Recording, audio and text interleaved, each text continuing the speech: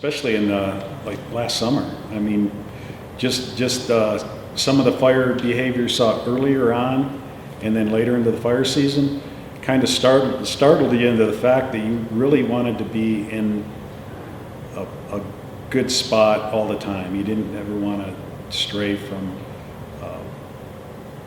what you've learned. It was just one of those heightened awareness summers, and I think early on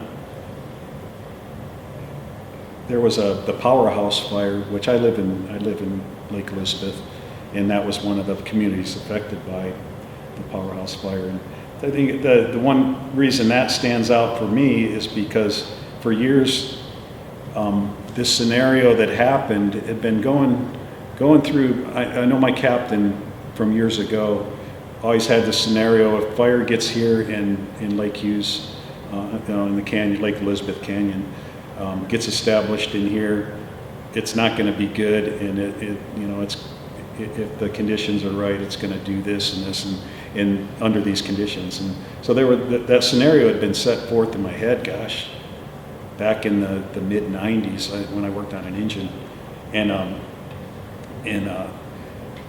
so when that fire started, it started in an area just close to my place. I was a little worried about, for my own my own selfish personal thinking, and also my neighbors, was that could really affect our community. And we were on it initially, and it got to the point where it was heading into the canyon that I was a little fearful for, and then it ended up getting pushed downslope towards Santa Clarita, and it had jumped a couple other canyons towards Elizabeth Lake Canyon Road that was not a good deal, because that lined it up in a couple different canyons that had that worst case scenario already planted in my brain years ago. And I know I went into fire camp the next day and talked to one of the team members, and he showed me exactly where it had gone, and I'm like, and they're talking about the wind turning around today and this afternoon, and he's like, yeah, and to me it was almost clear as day what could happen, in that worst case scenario was lined up to happen. And I know at that point, every chance I had, and every neighbor that I had a phone number for, I called him and I said, hey, just have your stuff ready. This is for real. Nothing's going on right now, but if you're, one of the neighbors was having a ball game down by the golf course, which is just, I look right down to it from my house, and I said, about the time you're having that ball game, just keep your eyes on the sky, and if you see the smoke coming back up canyon, it might be time to think about getting your stuff together and getting everybody out of there, And but I said, this is just a warning, and from what I can see. And I was able to contact maybe a half dozen neighbors and warn them. And I don't know how they act. Some of them took it like, yeah, whatever, and some of them were like, actually put a few things in their car that they really needed to not lose. And I even asked my neighbor, will you grab my dog and get my passport? That's all I cared for. And I figured everything else. There were a lot of things I wouldn't have wanted to lose, but I own two homes up there. One's a rental and one's my residence. And my wife wasn't home, and she was dealing with her father at the time, who was dying of cancer. Anyway,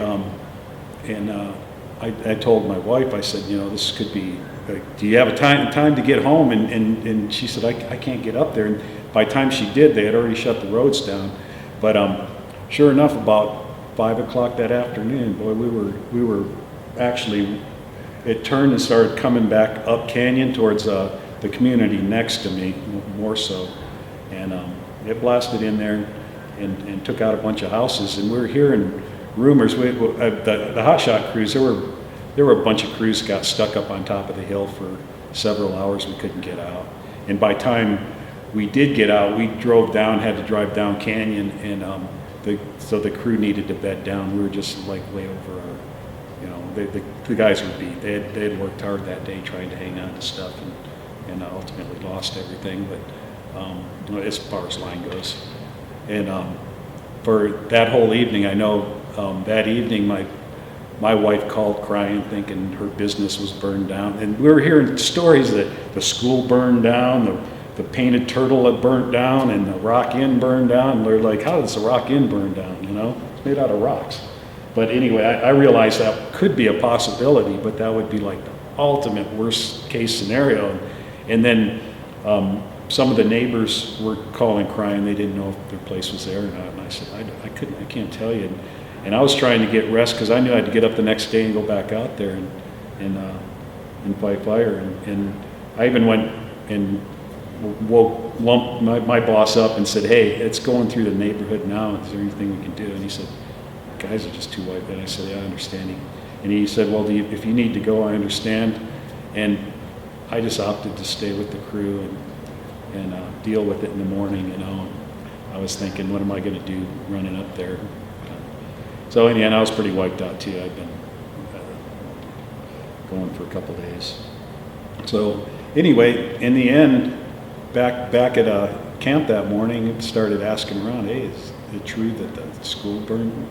And one of the team members, he goes, you know, heard something like 6 places got burned down. 6 places? No way, it's everything burned down, didn't it? And so all that rumor stuff that you hear that normally you're not involved, you're not so attached to the fire mentally, you know, and personally, I guess you'd say. And but that one for me was kind of tough, and it was a relief because right after briefing, jumped in the soup truck and we went for a ride through the neighborhood. And then I was able to call everybody had gotten evacuated. So the reports that were coming out of there were so sporadic and convoluted that the neighbors didn't know what was going on. So I started calling all the neighbors that were at the Red Cross or whatever, and started telling them everything was fine for them, and that the school didn't burn down, Rock Inn didn't, the Painted Turtle is still there, you know.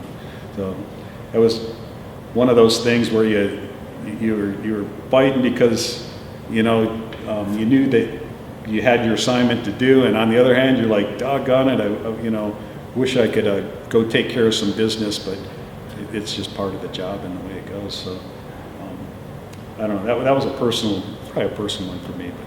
But in the end, it worked out. I think 30 places did burn down, 26, 30 places, which is real unfortunate. Some of the people I knew because it's a small community, but at any rate. That was early on fire this year.